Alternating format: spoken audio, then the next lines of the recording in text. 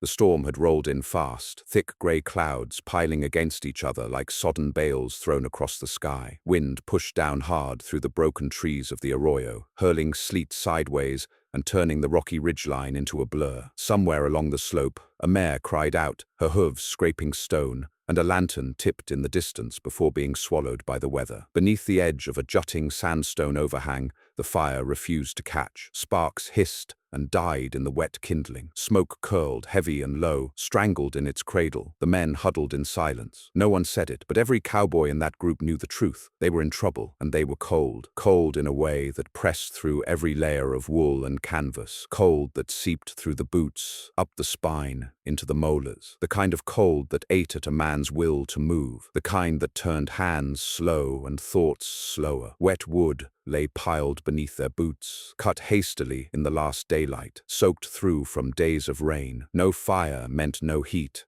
meant no sleep, and without sleep they wouldn't last long out here, not with the trail washed out and no sign of the pack train behind them. One of the men, a lean, mustached fella named Roy Garvin, turned to the figure crouched nearest the fire pit. "Ain't no use," he muttered. "That wood's deader'n a snake in January, wet all the way through." The others nodded, grumbling. A few had already pulled their coats tight and resigned themselves to a long, miserable night. But the man crouched by the fire didn't move. He didn't argue either, just sat there, staring at the smoldering mess with a strange sort of calm, like he was waiting on something only he understood. He was older than the others, maybe mid-40s, beard salted with grey, skin the color of dusted cedar. No one knew much about him. He'd joined the outfit 2 weeks back in Dodge, hadn't talked much, kept to himself, went by the name Gideon Webb, and when the storm hit and the others panicked, Gideon had said one thing: "Let me try." Now, as the rain pounded the tarpaulin stretched above their heads, Gideon reached into the oilskin pouch he kept wrapped and tied beneath his coat. His hands moved slow, careful. He pulled out a small bundle wrapped in flannel, unrolled it. Inside was a collection of objects that, at first glance, looked more like trash than tools. A flattened tin of lard, a few inch-long stubs of beeswax candles, what looked like a strip of flaking tree bark, and a thick wad of coarse black fiber bound tight with cord. He set to work without speaking. The men watched. Something about the way he moved, not rushed, not nervous but exact, quieted their complaints. He broke off a piece of the black fiber and began fraying it with a knife until it resembled the tail of an old paintbrush. Then he scraped slivers of beeswax and lard together into a small tin cup. The bark went down first, then the fibers, twisted tight into a bird's nest and smeared with the wax mixture. Roy squinted. "What the hell is that?" Gideon didn't answer. He just struck steel to flint, once, twice, a third time, and the nest caught, not flamed, but glowed, a dense orange ember that pulsed, stubborn and alive, refusing to die in the wind. Gideon breathed gently on it, coaxed it, then laid the smallest twigs over it, twigs everyone else had dismissed as hopeless. The ember held, caught, the twigs flared, and suddenly, impossibly, they had fire. A stunned silence fell over the group. Even the horses seemed to quiet in their restlessness. The fire grew, slow but steady, spreading from twig to kindling to log, the wet wood hissing but surrendering its resistance under the strange fuel. In 10 minutes, the pit blazed hot, steam rising from the soaked timber as the rain roared above. None of the cowboys said anything at first. It was Roy who finally asked the question everyone else was thinking. "What was that stuff?" Gideon leaned back, his face lit in flickering orange. For a moment he didn't answer. Then slowly he spoke. "Something I learned the hard way, back in the mountains, winter of '29. We got caught in worse than this." No one interrupted. The storm outside became a distant roar, like waves crashing somewhere far away. Every man in that camp now leaned in toward the fire and toward Gideon, and he began to tell the story. He said it started with a mistake. He'd been riding supply wagons north toward Bent's Fort, trying to make a winter run with a half-dozen mules and a driver named Caleb Nye. Late in the season, too late by some reckonings, but the money had been good, and Gideon was hungry in those days. Hungry for coin, hungry for work, hungry to prove himself after what had happened the year before in Colorado Territory. No one knew the details of that story, and he never offered. What mattered was this trip. They'd made it as far as Rayton Pass before the weather turned. Light snow at first, then heavier. By the time they realized they should turn back, the road behind them was already buried. They pushed on. Caleb was a good man, sharp and honest, but no mountain rider. He trusted Gideon to make the calls, and Gideon, whether through pride or desperation, decided they could make it through. They didn't. On the third day of storm, the trail vanished entirely beneath 2 feet of powder. The mules floundered. The wagons bogged. They made the mistake of trying to shelter in a stand of spruce. No proper cover, just a canvas, lean-to, and hope. That's when Caleb got frostbite. First his fingers, then his toes. By the 4th night, Gideon was the only one chopping wood, and the wood was wet, not just damp, soaked from days of snowfall. Pine, spruce, some aspen. It wouldn't burn. Even the shavings turned black and curled away from the flame. The fire sputtered and died again and again. Caleb stopped talking. He just lay there, wrapped in every blanket they had, eyes dull and wet. Gideon had done everything he could think of. Shaved the bark, tried building a chimney to draw smoke better. Nothing worked. The snow kept falling, and then the food ran low. That's when Gideon remembered something his grandfather had once told him back in Kentucky. An old story about the mountain folk using pitch nests and resin-soaked tinder in the deep woods. He hadn't paid it much mind as a boy, but now, freezing, starving, with a dying man at his side, he began experimenting, tearing apart old candles, scraping animal fat, pulling sap from broken pine knots, mixing it with bark, with cloth, with anything that might hold a flame, and slowly a method emerged. One night, after hours of trial and failure, he finally got a bundle to catch, just like now, a stubborn ember, protected and fed like a newborn. That ember bought them one more night, and the next, and the next. They made it out 6 days later. Caleb lost 3 fingers and most of a foot, but he lived, and Gideon had something he didn't have before, a trick, a secret, something that worked when nothing else did. Back in the arroyo, the cowboys listened without moving. The fire cracked, the storm howled, but around the circle something deeper had settled than mere heat. It was the weight of understanding, of respect. Gideon didn't smile. He wasn't proud. He simply stared into the flame, eyes hollow with memory. Then Roy cleared his throat. "You got more of that stuff?" Gideon nodded. "Enough." And that was when they all realized they weren't just going to survive the night. They were going to learn something that might save their lives some other time, some other storm, and none of them would ever look at fire the same again. The rain lasted another 2 days. During that time, Gideon's fire never went out. He fed it with the same soaking wet wood the rest of them had dismissed as useless, and still it burned, slow and steady, like it owed him a favor. The men tried to replicate what he did, but none could quite get it right. Roy shaved a candle over some birch bark, smeared a bit of bacon grease on it, even bundled it tight like Gideon had shown, but his spark just fizzled into steam. Gideon's bundles, though, they flared alive every time, not like kindling, but like something deeper, older, practiced into perfection over countless tries. It was clear by the second night that he wasn't guessing. He had a system, and the cowboys, pride or no pride, started asking questions. It wasn't just curiosity, it was survival. By the 4th morning, the clouds began to break. Blue sky appeared like a promise through the gray curtain. The trail boss, a seasoned man named Elbridge Kinnison, decided to push east. The pack train still hadn't caught up, and the outfit needed to reach Fort Supply before month's end or risk losing their contract. But before they rode out, Kinnison gathered.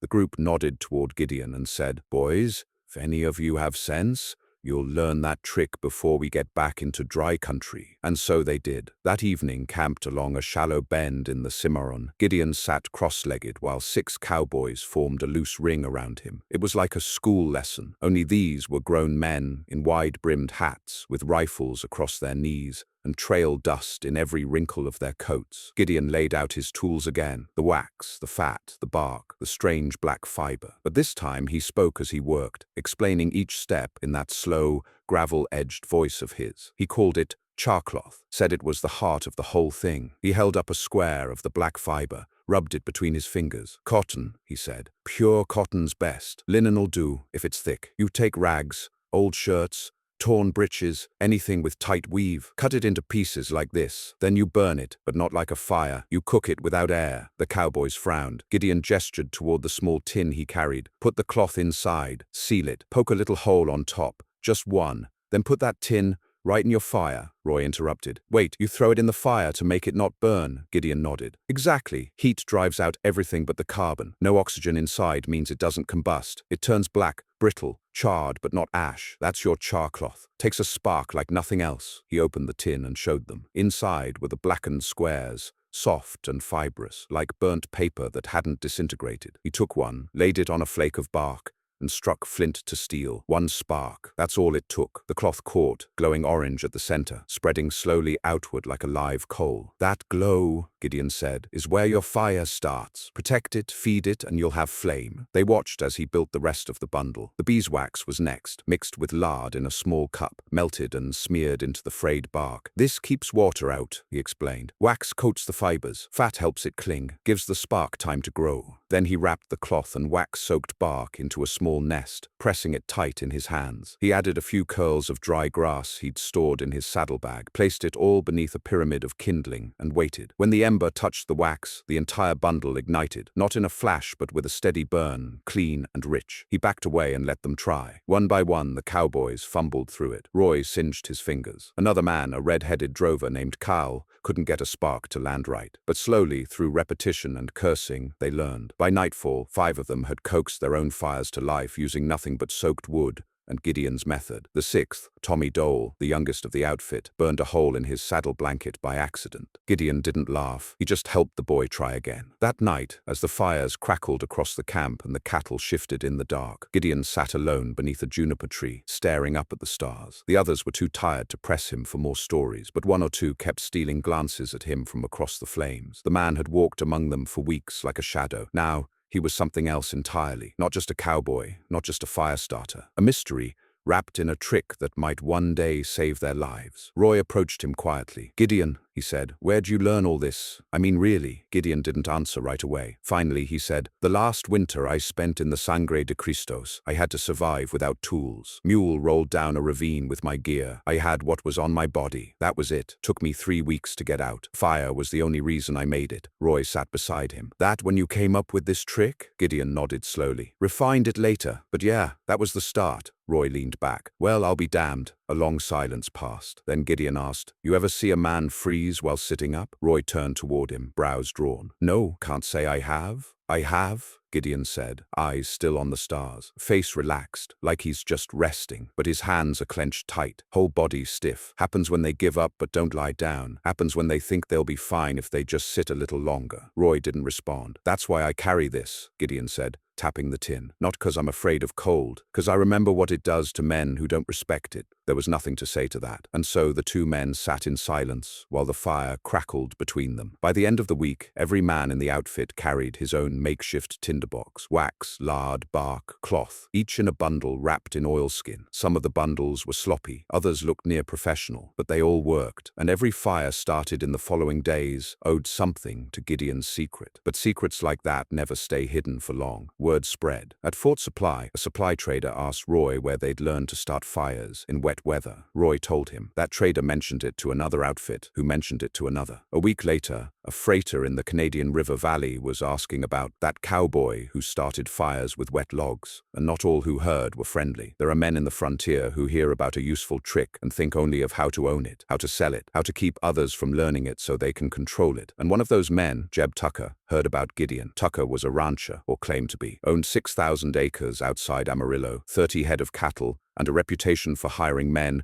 who knew how to hurt people. He ran a supply operation on the side, peddling goods to smaller outfits who couldn't afford proper freight, always at a premium, always with strings attached. He'd tried for years to secure a contract hauling fire-starting goods, turpentine, pitch, lantern fuel, but found the wet weather hauling unpredictable. A cowboy who could make fire from wet wood, that was bad for business. And when one of Tucker's men, an ex-wrangler named Cass, came back from Fort Supply with news about Gideon, Tucker leaned back in his chair and said, "Find him." Cass did, and that's where the story turned. Because while Gideon had no intention of selling his trick, and certainly no ambition beyond surviving the next winter, others now had plans for him, plans that would drag him into a storm colder than any sleet-drenched night in the Rockies. The days that followed were a mix of silence and sparks. From Fort Supply, the trail ran hard northeast, cutting through red sand and bramble country before giving way to tall grass plains. And the cowboys, who had once cursed the soaked wood and their frozen fingers, now rode with waxed bundles tucked in their saddlebags like talismans. They'd started calling it Gideon's Fire, not just as a joke,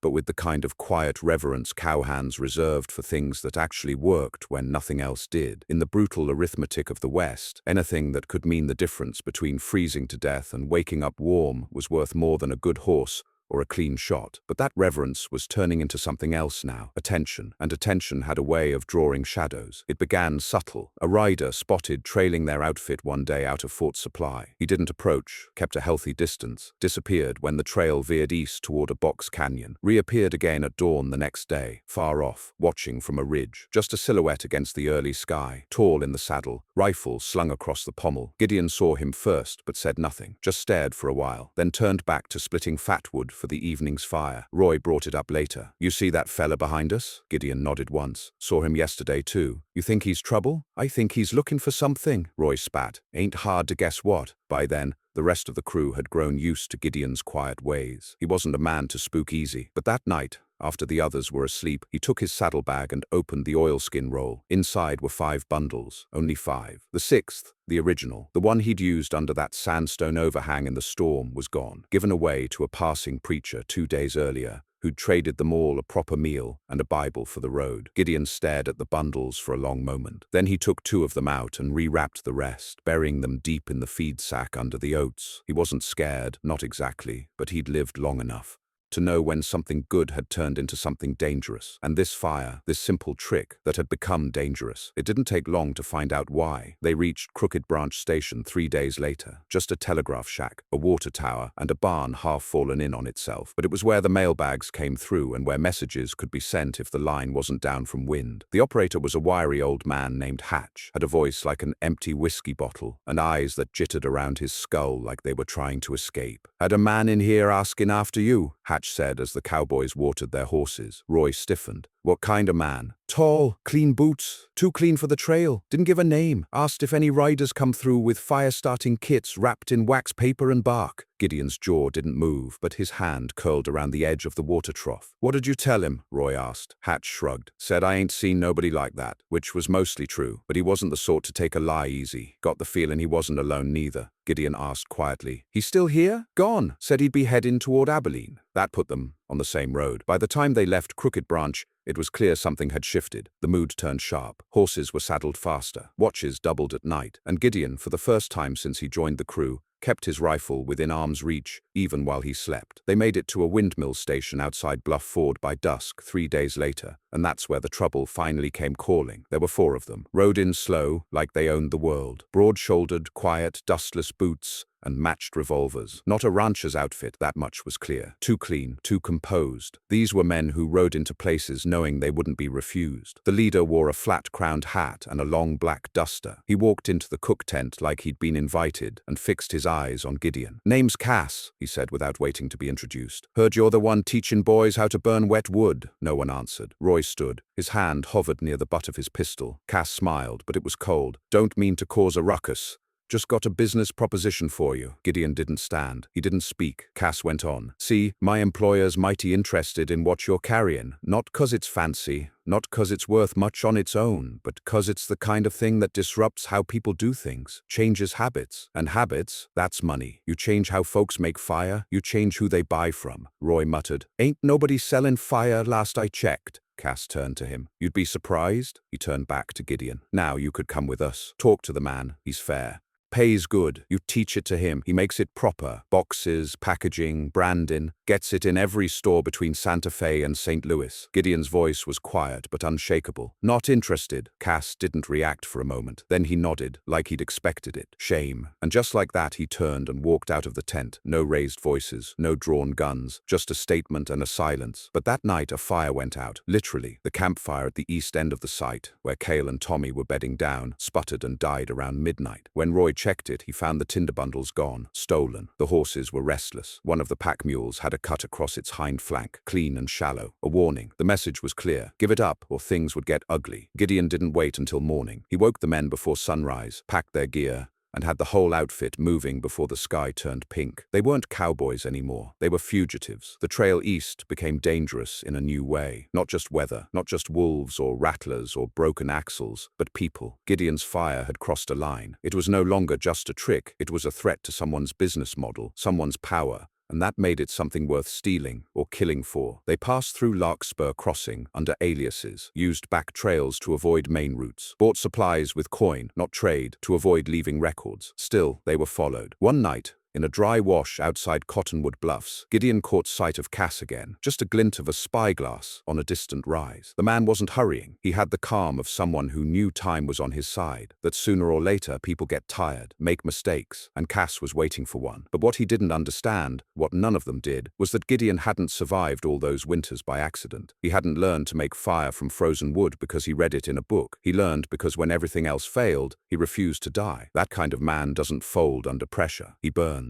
It was the fourth day of riding hard and quiet when Roy finally asked the question that had been smoldering in every man's gut since Bluff Ford. What the hell kind of fire starter gets a man hunted? The sun was barely up, a dull smear behind low clouds, and the prairie stretched before them, brown and brittle with early frost. The group had camped without a fire the night before, chewing jerky in the dark and sleeping in shifts. Even the horses seemed wearied by the tension in the air. Gideon hadn't said much since Cottonwood Bluffs. His eyes scanned the horizon like he was reading an invisible script written in sagebrush and dust devils. Now he reined in and looked at Roy. "You ever hear of Parker's Mark?" Roy blinked. "The freight company," Gideon nodded. "Started as a small outfit, 3 wagons and a depot in Council Grove, hauled dry goods, mostly. Then they started shipping lantern oil. Big deal back then. Kerosene wasn't common yet, and pine pitch don't travel well in heat. They found a way to stabilize it. Additives, something with alcohol. Made it shelf-stable. Called it trail fire. Sold it by the crate. $10 a tin." Roy whistled. "That's steep." "Wasn't about price. It was about control," Gideon said. "They cornered the fire-starting market. Traders, settlers, soldiers, they all came to rely on that stuff. Every outpost, every station,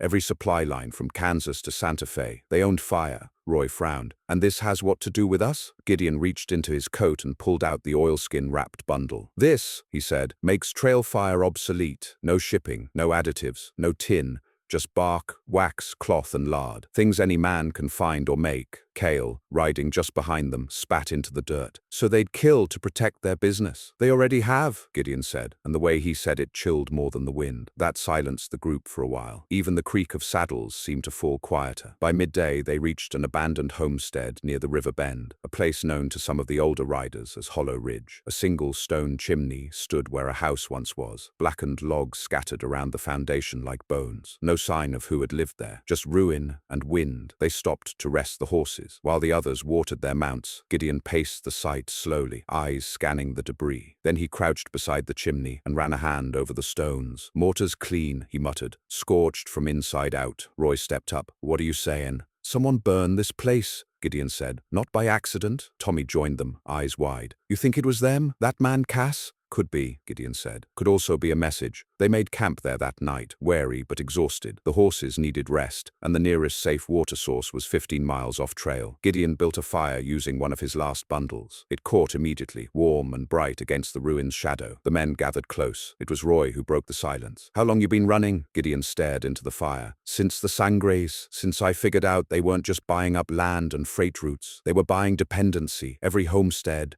every cavalry outpost, every wagon crew that couldn't start a fire without their tin, and anyone who figured out an alternative." He didn't finish. He didn't have to. "They came for you," Cale said quietly. Gideon nodded. "I tried to teach it quietly," he said. "Passed it to mountain men first, then trappers, then a few ranchers who wouldn't sell out. Thought it would spread slow. Thought if enough people knew, they couldn't stop it." "But they could," Roy said. "Just by scaring folks?" "And killing a few," Gideon said. "To make a point." They sat in silence again, the fire between them casting long shadows. It felt different now, heavier, sharper. The warmth was real, but so was the danger wrapped in it. Tommy leaned forward. "So what do we do? Just run forever?" Gideon looked around the group. "We don't run. Not anymore. Not if you're with me." "You got a plan?" Roy asked. "I do." And then, as the fire crackled and the wind hissed through the blackened chimney, Gideon told them they would ride for Smoke Tree Basin. It was a hidden stretch of valley north of the Red Hills, a place few riders knew and fewer dared visit. Once used by Kiowa horse thieves, it had become ghost country after a flu epidemic wiped out the last settlement there 2 decades back. Now it was nothing but overgrown trails and collapsed roofs. But it also had something else: shale and pine, resin-rich trees, limestone shelves, materials, and isolation. "If we get there," Gideon said, "I can make more, char the cloth, render the wax, show others how, enough to teach a dozen more riders. They can teach a dozen after that." Tommy's eyes lit up. "Like a chain." "Exactly." Roy scratched his jaw. "Won't they follow us?" "They will," Gideon said, "but this time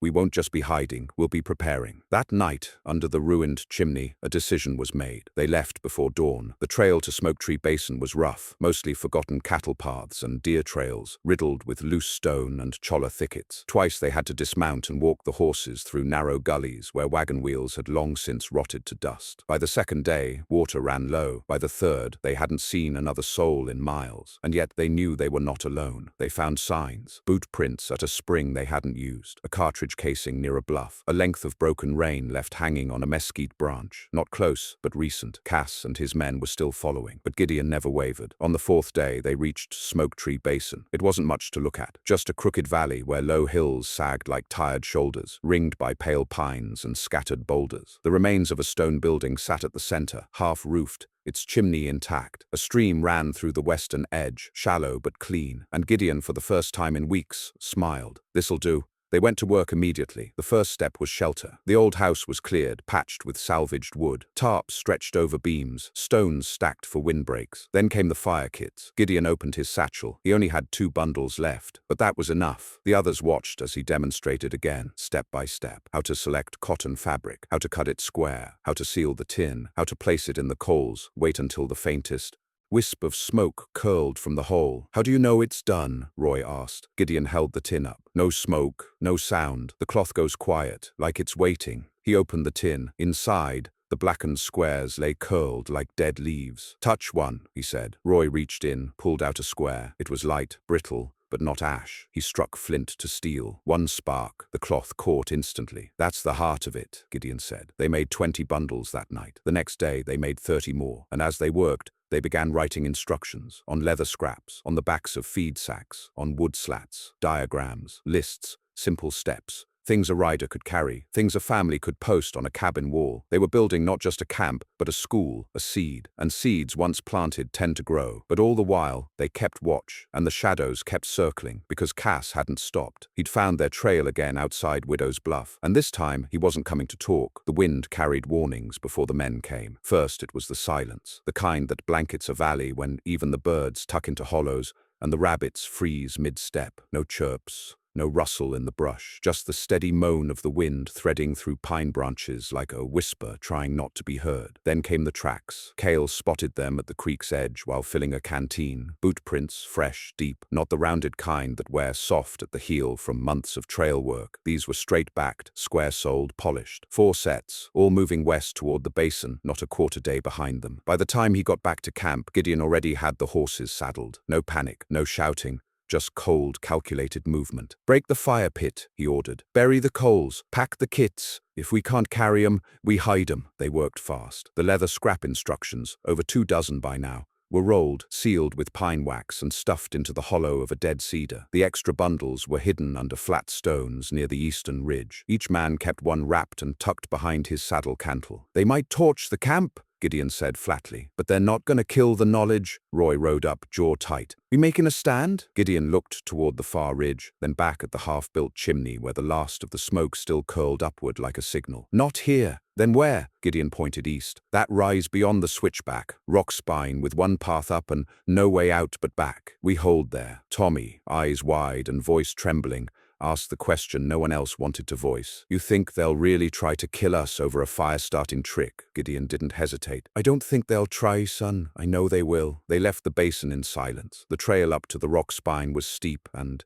narrow, the kind of path that forced single file, every hoof step balanced against shale and stubborn scrub. The sun had just started to drop behind the hills when they reached the top. It wasn't much, a ridge barely wide enough for 6 men, scattered boulders, a few wind-blown pines, but it offered elevation, and that meant something. Gideon unpacked his kit carefully, not just fire-starting gear this time, but rifle tools, cartridges, the small pouch of black powder he always carried separate from the rest. He spread it on a flat rock and portioned it meticulously. Roy unslung his Winchester and checked the action. How many you figure? 4, maybe 5, Gideon said. Cass is 1. The others are hired hands. Don't expect them to miss their shots. Cale laid down beside a boulder and sighted down his carbine. "Ain't got a prayer holding out if they come from the south." "They won't," Gideon said. "The trail's too narrow. They'll ride in thinking we're still in camp." And Gideon was right. They heard the first hoofbeats at dusk. 4 riders, weaving slow through the brush toward the old basin camp. They weren't hiding their approach. Not yet. Guns holstered, shoulders relaxed. They thought the job would be simple. Ride in, ask once more, make a threat. If that didn't work, apply pressure. But what they found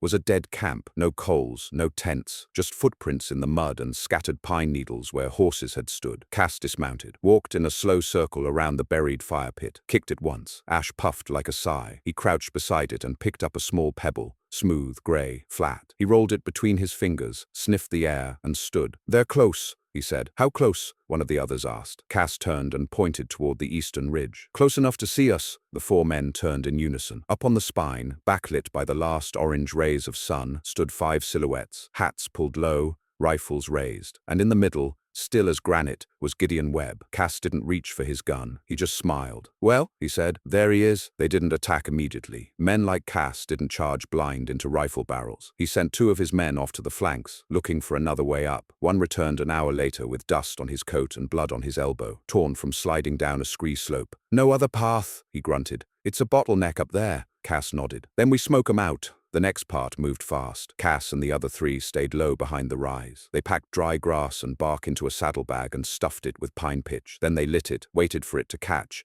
and hurled it up the trail. It landed with a whoomph halfway up the slope, flame licking out in angry tongues. Smoke billowed. On the ridge, Gideon watched it rise. "They're trying to blind us," Roy muttered, covering his mouth. Gideon didn't respond. He was watching the flame's direction, the way the wind caught it. "Wind's wrong," he finally said. "It'll blow back on them." And it did. The fire twisted in the updraft, caught dry brush along the lower ridge, and spread downhill, not up. Within minutes, the slope below was ablaze, and the attackers had to scramble back. One man lost his hat. Another swore as his horse spooked and bolted into the trees. Cass stood perfectly still. He watched the fire crackle between him and the ridge, watched the smoke rise and obscure the silhouettes above. And then, without a word, he turned and walked back toward the saddle horses. His men followed, sullen and quiet. They vanished into the trees. The next day, the fire burned itself out. No one slept much, but no one was killed either. When dawn came, the ridge was still intact, and Gideon knew what had to happen next. The next 3 weeks passed in a blur of ash and boot leather. Gideon sent Roy north with Cale to spread word of what had happened. Not to the law, they wouldn't care, but to the people. Ranch hands, station riders, blacksmiths, women keeping farms with their husbands away. People who knew the cold, who'd fought it tooth and nail. People who understood what it meant to wake up and not be able to light a fire. He sent them with instructions. Every method, every trick, every detail. No secrets, just survival. They rode with 10 bundles each and 50 instruction slips. Within 2 weeks, others began appearing. Not lawmen, not guns for hire. Families, riders, old men who'd heard from old friends. Traders with rumors on their tongues. They came to Smoke Tree Basin. They came with questions. And Gideon answered. He taught. He demonstrated. He handed over every technique like it was fire from heaven. And the people lit their bundles and watched them flare to life with reverence. He didn't ask for money, didn't want loyalty, just eyes that understood. But not everyone came to learn. One evening, as the sun dipped behind the rock spine once more, a woman rode into camp, dressed in black, coat tailored, gloves neat as an Easter preacher. She dismounted slowly, looked around at the scattered fires, the kits being built on flat rocks, the cowboys teaching children how to make charcloth. Then she looked at Gideon. "You've started something," she said. "I hope so," he replied. She didn't introduce herself, but Gideon could tell by her eyes she was from that side. The business side, the selling side, the side that had tried to kill him. "You understand they'll come again," she said. "Harder this time. You embarrass them." "I'm not trying to embarrass anyone," he said. "I'm trying to make sure people don't freeze to death." She smiled sadly. "They won't care. You took their power." Gideon nodded. "Then they can try and take it back, but it won't be from me." He turned and gestured to the people building. Fires, laughing, learning. "It'll be from them." She stood in silence for a long time. Then she turned, mounted her horse, and rode off without another word. That night, Gideon sat beside the central fire. He pulled out his last bundle, the original one, the very first he'd made in the mountains after Caleb lost his fingers to the frost. He unwrapped it slowly. The cloth was still black, still soft, still ready. He didn't light it. He just smiled and set it back in the oilskin. Some things you don't burn unless you have to. And this fire, this idea, was already spreading without it. The first copy of Gideon's fire-starting instructions to reach Kansas City came folded inside a flour sack. It had traveled hundreds of miles, changed hands more than a dozen times, crossed rivers in biscuit tins, and spent 2 days stuffed inside a saddle boot under a dying horse. By the time it was unpacked behind a butcher's shop in the city's outskirts, the paper was smeared with grease, and the ink had bled into the fibers like rain on a tombstone. But the words were still there: charcloth, beeswax, cotton, pitch, bark. One spark to survive the storm. That small slip of paper started a ripple that rolled through the plains like thunder. In places where people once paid $3 for kerosene tins, families now stood around crude fire pits with scraps of waxed cotton cupped in their hands, striking flint with faces bent in quiet hope. Men in oil-stained overalls started sealing tins with lard and wax and tucking them into wagons bound west. Soldiers posted to the frontier began requesting instructions from wives and cousins who'd heard about the cowboy trick that worked in the rain. And back in Smoke Tree Basin, Gideon watched the storm he'd tried to outrun take shape. Only this time, it wasn't made of snow or sleet or businessmen in black dusters. It was made of people. Families showed up with wagons barely holding together, seeking more than just a lesson. Some had heard of Gideon by name. Others knew only of the wet wood man who could burn pine soaked through and make fire from bark and scraps. They brought meat, flour, whatever they could spare. They brought stories of frozen winters and lost brothers and what it meant to light a fire in time to save a child's life. And Gideon welcomed every single one. The original crew, Roy, Cale, Tommy, and the others, never left, not for long. Some took short trips to spread the knowledge farther, riding out like messengers armed with nothing but waxed bundles and worn flint kits. They returned with new calluses, new scars, and a look in their eyes that only came from knowing you'd given someone the power to stay alive through a night they might not have. Tommy took to writing the instructions cleaner. He found a merchant in Junction City who printed them in batches of 50, bound with twine and stamped with a crude drawing of a spark. He called them Ember Guides. The name stuck, and the spark spread, but so did the shadow. Cass hadn't disappeared. The fire at the ridge may have driven him back, but it hadn't broken him. Men like that didn't break the first time, or the second. They just recalculated, changed tactics, came at you from another angle. And this time, Cass wasn't bringing guns. He was bringing paperwork. It started with rumors. Strange riders showing up at way stations, asking for names. Riders not in dusters or spurs, but linen coats and clean boots. Men who talked with confidence, who smiled too much,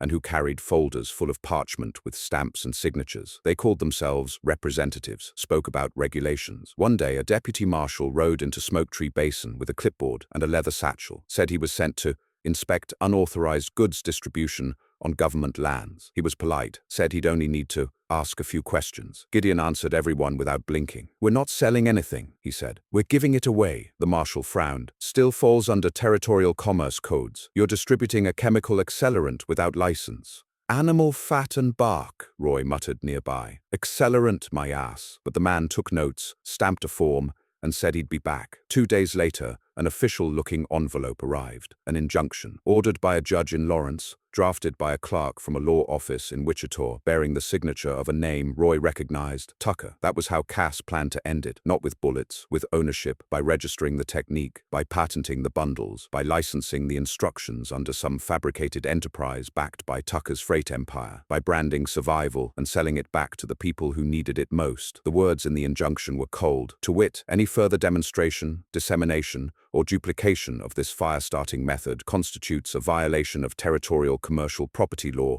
section 47(3), and is subject to immediate seizure, fine, or imprisonment. Gideon read it twice. Then he set the paper down and stared into the fire for a long time. "They want to own it," he said. "They want to own you," Roy added. But Gideon didn't answer. That night he walked alone down to the creek, sat there under the moon, staring at the stars and thinking not of fire, but of frost, of the first time he saw Caleb's fingers blacken with the cold, of the cracked lips of children huddled against canvas walls, of the look in a mother's eyes when the wood wouldn't burn. He stayed there until dawn. The next morning, he made a decision. They would publish everything, all of it, every variation, every adjustment, every correction, from how to char cotton using a cooking pan, to how to blend pine pitch with beeswax for high-altitude burning, from how to dry bark in an ovenless cabin, to how to store lard in bundles that could survive summer heat without rotting. They would write it down, print it wide, and scatter it like seeds before a brushfire. No single guide, no single author, dozens of versions, different drawings,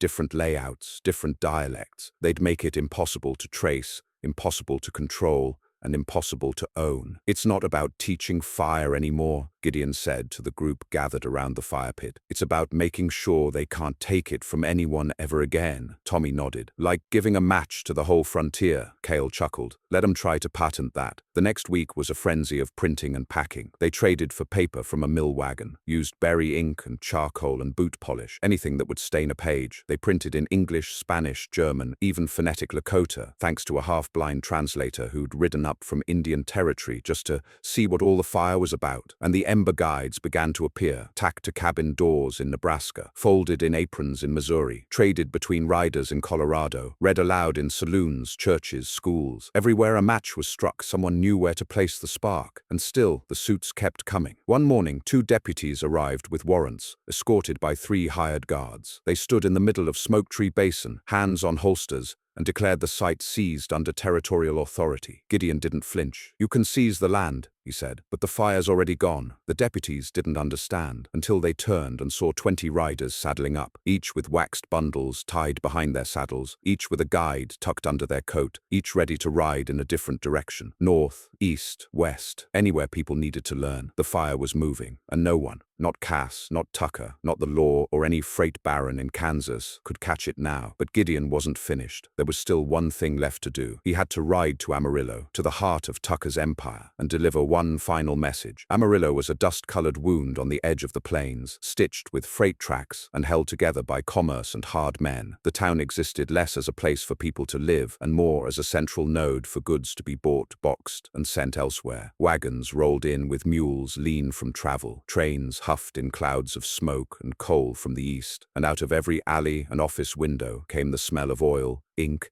and ambition. Gideon Webb rode in under the cover of dusk, cloaked in trail dust and silence. His saddle creaked with the long miles from Smoke Tree Basin, and his horse carried the weariness of a journey that was not just long in distance but heavy with purpose. He had not come with papers. He had not come with lawyers or signed decrees. He carried no patent claim nor legal rebuttal. He came with a bundle of bark, wax, and blackened cloth, and he came to end something. He dismounted 2 blocks from the Tucker freight office, tying his gelding to a post outside a shuttered barbershop. The windows of the freight building still glowed, lamplight behind green glass, the flicker of wealth being calculated in ledgers by men who never touched the soil their goods crossed. Inside, behind a mahogany desk that shone like black water, Jeb Tucker sat reclined, his boots resting on a crate stenciled with the word volatile. He was in his 50s, wide in the shoulders but gone soft around the middle. A man who had once ridden hard, maybe, but now lived entirely in the world of pens, deals, and threats carried out by others. Cass was there too, of course, leaning against the back wall, coat draped open to show the revolver nestled at his side. Gideon stepped through the door without knocking. The clerks looked up, startled, but Tucker just grinned. "Well," he drawled, "hell must have frozen solid. I was starting to think you'd never show." Gideon said nothing. He walked across the hardwood floor, boots echoing like the ticking of a slow clock, and stopped 5 feet from the desk. He unwrapped the oilskin bundle and placed its contents on the desk: a square of charcloth, a twist of pine bark, a ½ ounce of hardened wax, and a flint kit. Tucker looked down at the items like they were dog droppings, then back up. "What's this supposed to be? A peace offering?" "No," Gideon said. "It's the reason you lost." Cass shifted his weight. "He's bluffing. We can still push it back, take control of the freight lanes, clamp down on distribution, claim patent." "No, you can't," Gideon interrupted. His voice wasn't raised. It didn't need to be. "You had your chance to co-opt it, to buy it, to smother it with contracts and ink, but you waited too long. You underestimated the one thing you can't stamp out." Tucker raised an eyebrow. "And what's that?" "Memory." Gideon leaned forward slightly. "There's children in Dakota who can make fire from wet cedar and cloth. There's widows in Kansas showing preachers how to seal charcloth in pie tins. There's a blind trapper in the Rockies who taught his apprentice by touch how to fray bark into curls. They're not waiting for your tin shipments anymore. They're not paying $3 for trail fire. They're lighting their stoves with what they have because someone taught them how." Tucker's smile faltered. Gideon pressed on. "And do you know what happens when people start relying on each other instead of men like you? You don't just lose sales, you lose power. And once that happens, Once a mother in a sod house learns she doesn't have to wait for your wagon to start a fire to warm her baby, she'll never depend on you again. Cass moved, a twitch of the hand, a shift in stance. But Gideon had expected that. His own hand was already resting on the butt of his Colt. I wouldn't, Gideon said quietly. Not unless you're ready to start a war with people who know how to survive longer than you can threaten. For a long moment no one moved. Then Tucker leaned back, face red with a forced chuckle. You think this little crusade of yours changes the world? Gideon didn't blink. I think it already has. And with that he turned and walked out, leaving the tools of his rebellion on the desk like a calling card written in carbon and wax. He didn't wait to see if they followed. He didn't need to. The message had been delivered. By the time Gideon rode back into Smoke Tree Basin, the place had changed. Not in appearance. The same makeshift cabins, the same half-rotted fence lines, the same creek that gurgled too low most days and too high when it stormed. But the people were different, busier, clearer in purpose. A new group had arrived, 3 women from Arizona who'd started binding the Ember Guides into small stitched books. A trapper had built a stone kiln to char cloth faster. A young couple was carving stamps into pine blocks for printing faster. The fire had turned into a forge, and it was forging more than kindling. It was forging resistance. Roy met him at the ridge, smiling wide. Thought maybe you got yourself killed, he said. I considered it, Gideon replied, dismounting. But I decided I'd rather see the look on Tucker's face when this all slips away from him. Roy clapped his shoulder. You'll like the mail we got while you were gone. He handed Gideon a packet. Inside were dozens of letters, some written in neat script, others barely legible scrawls on brown paper. But they all said the same thing. Thank you. Thank you for teaching my husband. Thank you for showing my sons. Thank you for the fire that saved my girl's hands. Thank you for reminding us we're not helpless. And at the bottom of each letter, more requests, more riders ready to learn, more communities ready to teach, more names added to the growing list of places where Ember Guides had taken root. Dodge City, Fort Laramie, Abilene, Independence, Santa Fe. Even a note scrawled on the back of a ration list from a Union officer in the Texas Panhandle asking how best to store wax in summer heat. Gideon read every one. Then he built a fire, not a ceremonial one, a real fire, with wet wood and rough bark and blackened cloth. He lit it from memory. He watched the ember take. He felt the warmth come to life again in his hands. And he knew, whatever came next, this wasn't his burden anymore. It belonged to the people now, to the mothers and sons and cowhands and blacksmiths and runaways and settlers. The fire could not be killed, because fire, once taught, once passed hand to hand, not bought, not sold, but shared, was the kind of thing that survived long after the storm had passed. That night, as the fire burned under a sky littered with stars, Roy leaned over and asked, "So, what now?" Gideon smiled. "Now," he said, "we build something that doesn't burn." By spring the fire was everywhere, not just the flames, but the knowledge, the quiet revolution of charcloth and wax, of bark and patience. From the Dakotas to the deserts beyond Santa Fe, from the bayous edging Louisiana to the cold stone walls of mining towns in Montana, it passed not through wires or headlines, but through hands. It was passed in barns and bunkhouses, around stoves and under lean-tos, over open flames kindled in the rain. A father showed his son, a preacher showed his congregation, a freedman taught it to a group of railroad workers beneath the shadow of a trestle, a widow taught a line cook in Wichita. And every time a spark caught wet wood and flared into something warm and real, Gideon Webb's war was being won again, and this time there was no single flame to snuff out. They had made fire universal. At Smoke Tree Basin, the camp transformed into a place no one had a name for yet. It wasn't a town, it wasn't a ranch, it wasn't a settlement in the old sense. It was something between a school, a sanctuary, and an ember burning beneath the hides of 1,000 drifters. People didn't stay long. They came to learn, came to see, came to feel what it meant to kindle flame from nothing but soaked wood and a strip of scorched fabric. And when they left, they took that power with them. They called it passing the fire. It became custom, tradition even. You didn't just learn it, you taught it next. If you lit your first fire using the ember method, you didn't let the knowledge die with you. You passed it on to someone who needed it. A stranger, a friend, a child. Didn't matter who, so long as the chain stayed unbroken. And the chain held. Gideon didn't go back to Amarillo. He didn't need to. Tucker's influence began to rot from the edges in. First it was the contracts. Merchants who'd once paid a premium for his trailfire kits